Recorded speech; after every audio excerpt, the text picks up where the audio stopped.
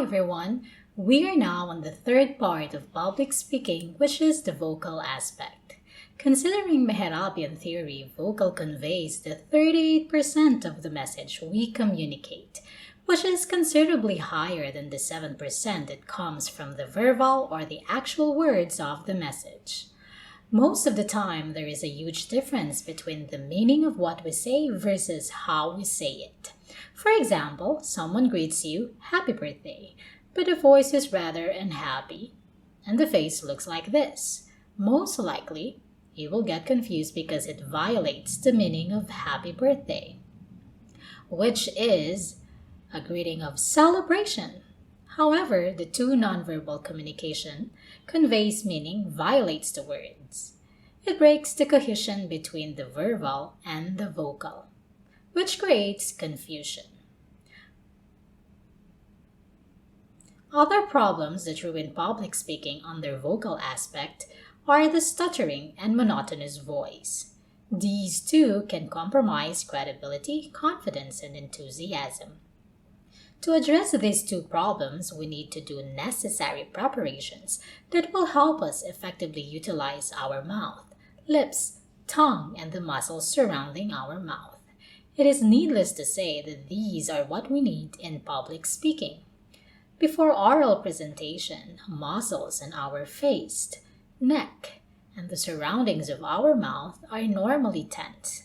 Consequently, we need to loosen those tense muscles. First, it is important to gently massage our face for a few minutes to loosen the tension surrounding our mouth. This can also lower the anxiety that we feel during presentation.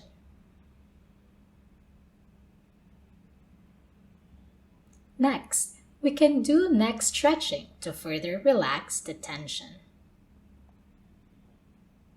Then you can do mouth and lips stretching for flexibility to prevent stuttering. This will also help you to further loosen the tension surrounding your mouth.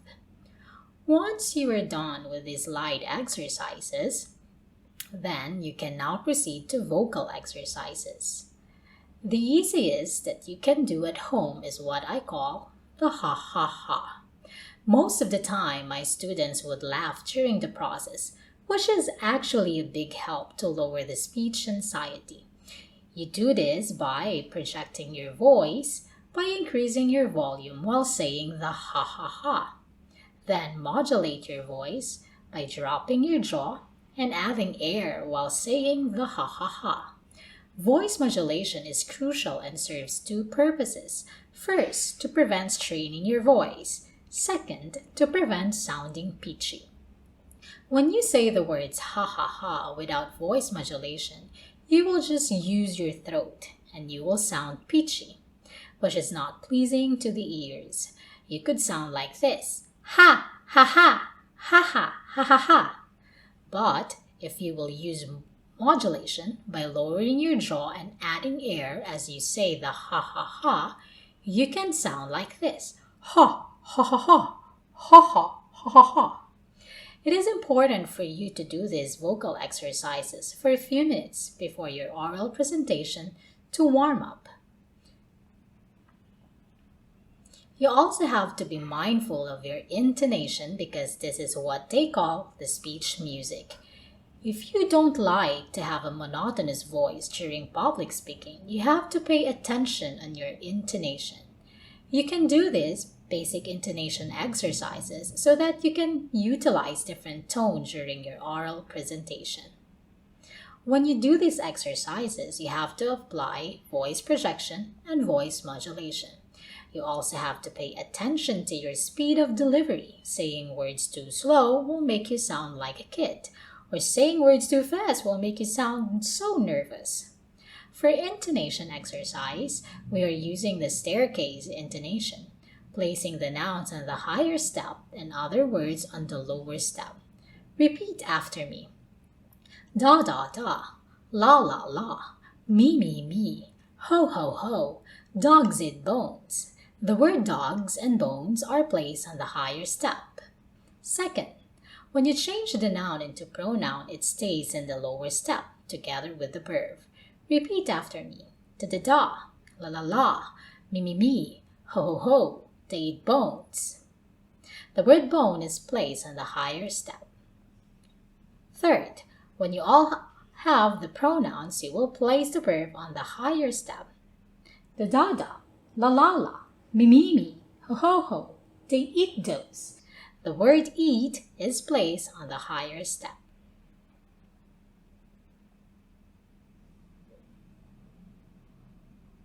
Last, for imperative, you will also place the verb on the higher step.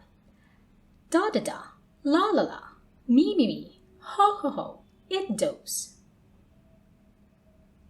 For more examples, Betty knows Bob.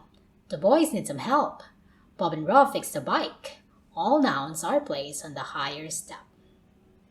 Next, she knows Bob. They need some help. They fixed the bike. Third, she knows him.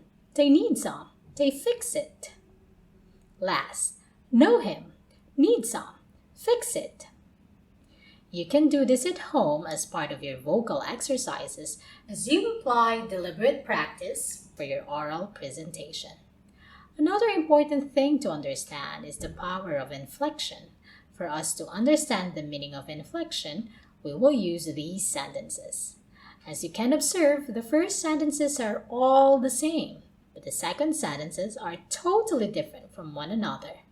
This is the effect of inflection. When we emphasize or stress a word in the first sentence, it conveys a unique meaning, and every time we change the emphasis, the meaning of the sentence changes. When I emphasize I, you will have I didn't say he stole the money, someone else said it. When you emphasize didn't, you'll have I didn't say he stole the money. That's not true at all. I didn't say he stole the money. I only suggested the possibility. I didn't say he stole the money. I think someone else took it.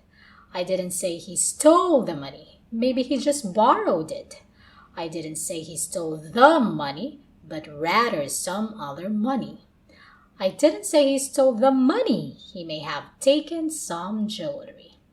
You can see every time we change the emphasis, the meaning of the sentence also changes.